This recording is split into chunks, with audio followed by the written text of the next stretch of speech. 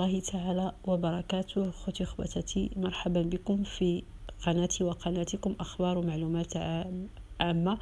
القناة الشاملة تتطرق كما تنقول دائما المواضيع سياسية، اقتصادية، اجتماعية، ثقافية، رياضية، معلومات طبية ووصفات طبيعية. كما العادة نتمنى الفيديو يلقاكم في صحة جيدة أينما كنتم وأينما ارتحلتم. بالنسبة للموضوع اليوم فهو تتعلق بنزلات البرد المصحوبة بالسعال، خصوصا في هذه الأيام مع هذه الاضطرابات المناخية اللي تتصاحب تغيرات في فصول السنة. وكيف ما العادة جيتكم بوصفات طبيعية في المتناول متواجدة في المطابخ ديالنا. أول وصفة هي الكروية، عندها خصائص دوائية عالية تساعد في علاج السعال الجاف وتتحسن أداء الجهاز التنفسي، وتنقعوها في ماء مغلى لمدة 10 دقائق وتشربوها مثل الشاي. الوصفة الثانية هو الريحان، تساعد في تخفيف حدة نزلات البرد والسعال، وأوراق الريحان تدخل في صناعة العديد من أدوية السعال العشبية، وتنقوم بغلي أوراق الريحان وتنصفيها وتنشربوها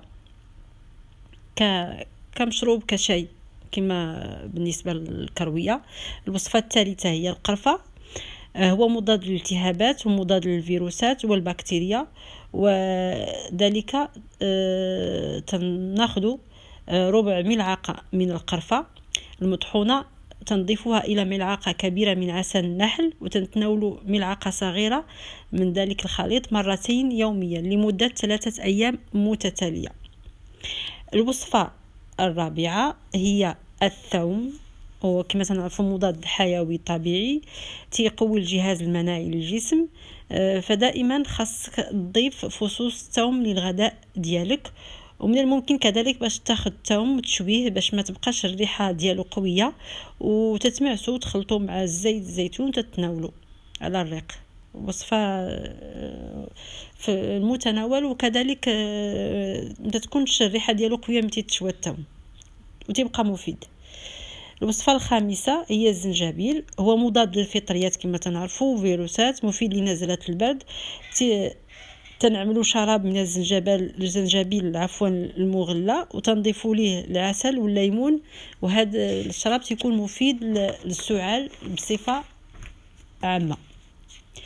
الوصفة السادسة وهي العسل والليمون، وهي وصفة متداولة وقديمة. تنقوم بعصر نصف ليمونة وتنضيفها لكأس دافئ من الماء مع ملعقة عسل ويشرب على الريق.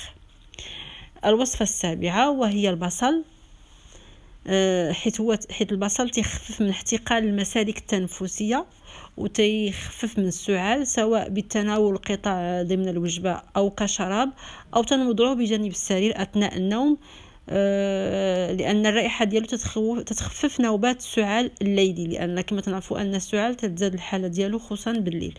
فتنصح بوضع نصف بصلة تحت بجانب السرير. ثامن وصفة وهي الفلفل الأسود الإبزار، تنضيف القليل منه على ملعقة عسل وتنتناولوه بصفة منتظمة في الصباح حتى تنقضيو على نزلات البرد والسعال. تاسع وصفة وهي ملح الطعام، قليل الثمن كثير الاستعمال وكبير المفعول كذلك في علاج نزلات البرد والسعال. يمكن نضيفوا ملعقة من الملح إلى كوب من الماء الدافئ وتنستخدموه كمحلول غرغرة. تنقي الحلق وتساعد على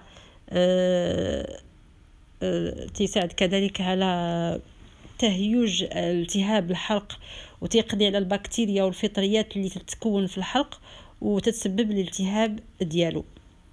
عاشرا الكركم، هو مطهر ومضاد للالتهابات، ذلك بإضافة بودرة الكركم إلى كوب من الحليب الدافئ ويشرب يوميا. وبما أنه تحتوي على مركب الكركمين، هو عنصر فعال ومضاد للبكتيريا والفيروسات وتقضي على السعال بصفة عامة.